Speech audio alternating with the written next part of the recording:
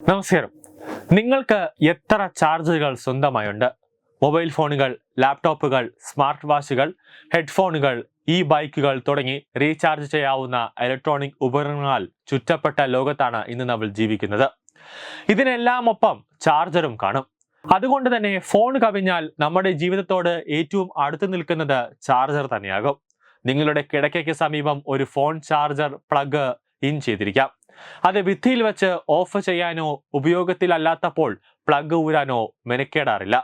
ഫോണിന്റെ charge കിടക്കയ്ക്കടുത്ത്, ലാപ്ടോപ്പിന്റെ charger ടേബിളിനടുത്ത് എല്ലാം താമസമാക്കിയിട്ട് കാലങ്ങൾ കഴിഞ്ഞിട്ടുണ്ടാകും.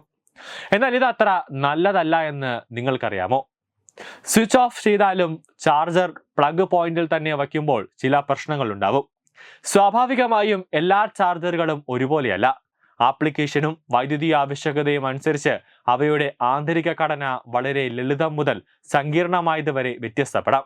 വാൾ പ്ലഗിങ്ങിൽ നിന്ന് AC എടുക്കുകയും അതിനെ ഇലക്ട്രോണിക് ഉപകരണത്തിന്റെ ബാറ്ററിക്ക് ആവശ്യമായ ലോ വോൾട്ടേജ് DC ആക്കി മാറ്റുകയും ചെയ്യുന്നതാണ് സാധാരണ ചാർജറുകളുടെ പ്രവർത്തനം. ബാംബെയർ പവർ എന്നാണ് യാഥാർത്ഥ്യം. സ്വിച്ച് ഓൺ ചെയ്യാതെ ചാർജർ പ്ലഗിൽ കുത്തിയിട്ടുണ്ടെങ്കിൽ അത് സ്വാഭാവികമായും ചെറിയ അളവിൽ കറണ്ട് വലിച്ചുകൊണ്ടിരിക്കും. ഈ വൈദ്യുതിയുടെ ഒരു ഭാഗം താപമായി പുറത്തുവിടുകയും ചെറിയ ഭാഗം നിയന്ത്രിത സംരക്ഷിത സർക്യൂട്ടുകളുടെ പ്രവർത്തനത്തിന് ഉപയോഗിക്കുകയും ചെയ്യുന്നു.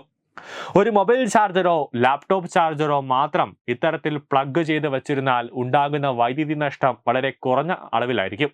എന്നാൽ ഒരു വീട്ടിലെ മുഴുവൻ ഉപകരണങ്ങളും ഇങ്ങനെ പ്ലഗിൽ കുത്തിവെക്കുമ്പോൾ ഉണ്ടാകുന്ന വൈദ്യുതി നഷ്ടം പ്രതീക്ഷിച്ചതിലും അപ്പുറമായിരിക്കും. ചാർജറുകൾ മാത്രമല്ല, TV, മിക്സി, ഫ്രിഡ്ജ് തുടങ്ങിയ എല്ലാ വൈദ്യുതി ഉപകരണങ്ങൾക്കും വാംബെയർ പവർ ഉണ്ടായിരിക്കും. ആധുനിക ചാർജറുകൾ സ്റ്റാൻഡ് ബൈ പവർ ഉപയോഗം കുറയ്ക്കുന്നതിനാണ് രൂപകൽപ്പന ചെയ്തിരിക്കുന്നത്.